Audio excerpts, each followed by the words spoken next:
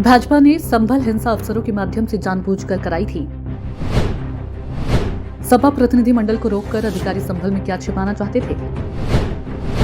भाजपा सरकार के दो पहिए हैं, एक अन्याय और दूसरा भ्रष्टाचार।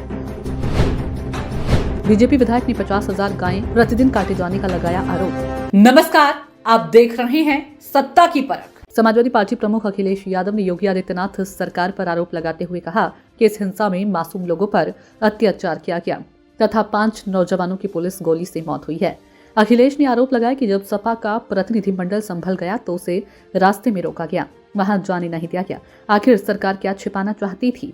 सपा प्रमुख ने कहा कि इस घटना के माध्यम से देश का माहौल बिगाड़ने का प्रयास किया गया। उन्होंने कहा कि भाजपा दरारवादी पार्टी है, इन लोगों का इंसानों के जीवन से कोई लेना देना ही नहीं है। भाजपा हृदयहीन पार्टी है। अखिलेश यादव ने कहा कि भाजपा नेता ने आरोप लगाते हुए कहा कि यूपी में हर दिन 50,000 गायें काटी जा रही है और जमकर भ्रष्टाचार हो रहा है। भाजपा के यही विधायक कह रहे हैं कि आज अगर प्रदेश में भाजपा का मुख्यमंत्री ना होता तो वो सीएम आवास में घुस जाते। मैं यही कहूंगा कि योगी आदित्यनाथ भाजपा की नहीं है, मैं उनसे यही कहूंगा कि वो आएं और सीएम आवास में घुस जाएं। अखिलेश यादव ने कहा कि भाजपा सरकार के दो पहिए हैं, एक अन्याय और दूसरा भ्रष्टाचार। ये लोग भ्रष्टाचार के मामलों को दबाने के लिए प्रदेश में जगह जगह हिंसा कर रहे हैं। अधिकारी अन्याय की सभी सीमाओं को पार कर रहे हैं। अखिलेश यादव ने कहा कि सुन है, भाजपा सरकार में दो राजधानियों के बीच आपस में ही आरोपों की तलवारें खींची है। किसी भाजपाई मंत्री के या किसी भाजपाई विधायक के ही कंधे पर बंदूक रखकर कोई भाजपाई ही कहीं दूर से निशाना साध रहा है। सत्ता के इस रस्साकशी में जनता और सरकारी कामकाज बेस रहा है। अधिकारी इनके घर्षण की आग में अपनी रोटी सेक रही हैं। सपा प्रमुख ने कहा कि दरअसल ये जो लड़ाई है उसका कारण भ्रष्टाचार की कमाई है, जिस पर सब एकाधिकार जमाना चाहते हैं।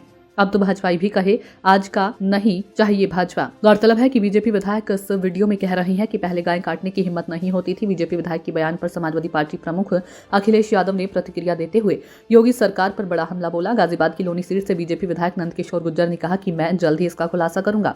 आज हम दुखी हैं, हमारी सरकार में प्रतिदिन 50,000 गायें कट रही है, वहीं अधिकारी भी शिकायत करने पर नहीं सुनते हैं। बीजेपी विधायक आगे कहते हैं कि ये अधिकारी गायें का पैसा खा रही हैं, इसका मतलब ये है सब लूट मची है, चारों ओर लूट मची है। अधिकारी हमारी हत्या भी कर सकते हैं, उसकी तैयारी भी ये कर चुकी हैं। मैं उन अपराधियों को 3 दिनों में पकड़वा दूंगा। अभी मैं उस पर ठंडे दिमाग से लगा हुआ हूँ। 25 पिस्टलें 9 mm की खरीदी जा चुकी है। नंदकिशोर गुर्जर ने अपने बयान में कहा कि हमारी आज की बात यह है कि भ्रष्टाचार प्रमाणित हो गया है, गायें कट रही है और ये बेचारा गरीब आदमी के बच्चे को बंद किया गया। इस पर अखिलेश यादव ने तंज करते हुए योगी सरकार पर निशाना साधा कि संभल दंगा कराने में योगी के अफसरों का महत्वपूर्ण हाथ है। अखिलेश यादव ने कहा कि विधानसभा में नेता प्रतिपक्ष माता प्रसाद पांडे ने संभल हिंसा से संबंधित रिपोर्ट मीडिया के सामने रखी।